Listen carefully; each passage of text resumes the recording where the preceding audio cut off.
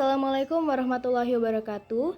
Yang terhormat Ibu Nur Fatona MPD selaku dosen pengampu mata kuliah pengelolaan pendidikan. Perkenalkan saya Azahra Rebeka Anasti dengan NPM A1A025068. Pada kesempatan kali ini saya akan memaparkan pemahaman saya tentang materi yang sudah dijelaskan oleh kelompok 1 hingga kelompok 12. Pada materi kelompok pertama, saya memahami bahwa manajemen pendidikan itu merupakan proses yang sangat penting dalam pengelolaan seluruh sumber daya pendidikan agar tujuan dapat tercapai secara efektif dan efisien. Nah, pengelolaan ini tidak hanya berfokus pada administrasi, tetapi juga pada bagaimana mendukung proses pembelajaran secara maksimal. Saya juga memahami bahwa fungsi POAC yaitu perencanaan, perorganisasian, pelaksanaan, dan pengawasan itu menjadi dasar utama agar pengelolaan berjalan sistematis dan berkelanjutan.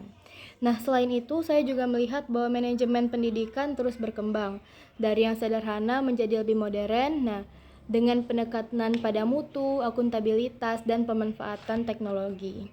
Pada materi kelompok 2, saya memahami bahwa pengelolaan pendidikan itu bukan hanya sekedar kegiatan administrasi, tetapi merupakan proses yang terencana dan sistematis dalam mengatur seluruh kegiatan pendidikan. Nah, di sini POAC itu kembali menjadi inti dalam memastikan semua itu berjalan dengan baik. Saya juga menyadari bahwa pengelolaan itu harus mencakup berbagai aspek dan mampu menyesuaikan diri dengan perkembangan zaman seperti penggunaan teknologi dan pembelajaran yang berpusat pada siswa. Nah, hal ini itu menunjukkan kualitas pendidikan sangat bergantung pada bagaimana pengelolaan dilakukan. Dari materi kelompok 3, saya memahami bahwa standar pengelolaan pendidikan itu berfungsi sebagai pedoman agar pendidikan berjalan secara terarah dan berkualitas. Nah, standar ini juga menjadi alat untuk menjamin mutu melalui proses perencanaan, pelaksanaan, hingga evaluasi. Nah, dengan adanya standar, pengelolaan pendidikan ini menjadi lebih transparan, terukur, dan mampu terus berkembang.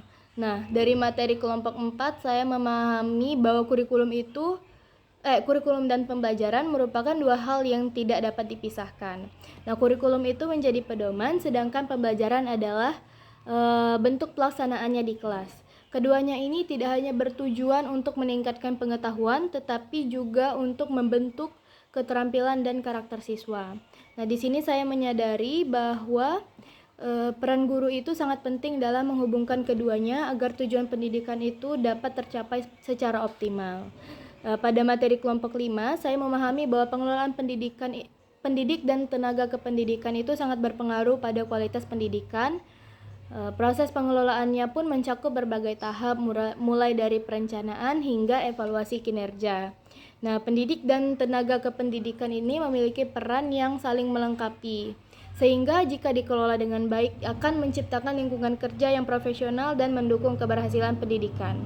Dari materi kelompok 6, saya memahami bahwa pengelolaan peserta didik bukan hanya soal pencatatan data, tetapi juga tentang pembinaan dan pengembangan potensi siswa secara menyeluruh. Nah, tujuannya itu adalah untuk menciptakan lingkungan belajar yang kondusif, serta membantu siswa berkembang sesuai minat dan bakatnya. Saya juga menyadari pentingnya memperlakukan setiap siswa secara adil dan sesuai dengan kebutuhannya. Pada kelompok 7, saya memahami bahwa sarana dan prasarana memiliki peran yang penting dalam menunjang proses pembelajaran. Pengelolaannya itu harus dilakukan secara terencana mulai dari pengadaan hingga pemeliharaan agar dapat dimanfaatkan secara optimal. Namun saya juga masih melihat bahwa terdapat berbagai tantangan seperti keterbatasan dana dan kurangnya kesadaran dalam merawat fasilitas. Pada materi kelompok 8, saya memahami bahwa pengelolaan keuangan pendidikan itu tidak hanya berkaitan dengan angka, tetapi juga menyangkut kepercayaan dan tanggung jawab. Nah, prinsip transparansi dan akuntabilitas ini menjadi hal yang sangat penting. Saya juga belajar bahwa integritas itu merupakan kunci utama agar pengelolaan keuangan dapat berjalan dengan baik dan tidak menimbulkan masalah di kemudian hari. Pada materi kelompok 9, saya memahami bahwa pendidikan itu tidak bisa berjalan sendiri tanpa dukungan masyarakat. Sebab hubungan antara sekolah dan masyarakat ini harus dibangun melalui komunikasi dua arah, yaitu transparansi dan partisipasi. Nah, dari sini saya menyadari bahwa kerjasama yang baik itu akan sangat berpengaruh terhadap keberhasilan pendidikan. Pada materi kelompok 10, saya memahami bahwa mutu pendidikan itu tidak hanya dilihat dari hasil akademik, tetapi juga dari keseluruhan proses pembentukan siswa. Peran guru, kurikulum, fasilitas, dan manajemen itu saling berkaitan satu sama lain. Nah, selain itu, peningkatan mutu harus dilakukan secara berkelanjutan dan mampu menyesuaikan dengan perkembangan teknologi.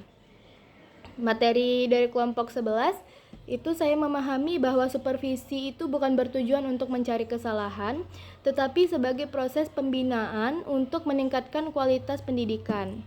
Nah, supervisi akademik itu membantu guru untuk berkembang, sedangkan supervisi manajerial itu memastikan bahwa sistem itu dapat berjalan dengan baik. Nah, saya juga menyadari bahwa pendekatan yang humanis dan kolaboratif itu sangat penting dalam pelaksanaannya.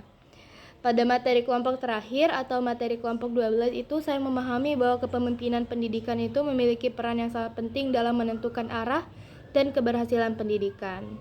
Sebab pengambilan keputusan itu kan harus dilakukan secara matang, berdasarkan data, serta mempertimbangkan nilai kemanusiaan. Nah, seorang pemimpin itu tidak hanya harus berpikir rasional, tetapi juga harus memiliki empati agar keputusan yang diambil itu tidak merugikan pihak lain. Nah, dari seluruh materi yang telah dipelajari, saya menyadari bahwa pendidikan merupakan sebuah sistem yang saling terhubung, yang keberhasilannya itu tidak hanya ditentukan oleh satu aspek saja, tetapi oleh bagaimana semua komponen itu dikelola secara seimbang, profesional, dan berorientasi pada kebutuhan peserta didik. Baik, mungkin itu saja penyampaian pemahaman saya tentang materi yang telah dipaparkan oleh kelompok 1 hingga kelompok 11. Lebih dan kurang saya mohon maaf. Kepada Allah saya mohon ampun. Saya akhiri, wabillahi taufik wal hidayah. Wassalamualaikum warahmatullahi wabarakatuh.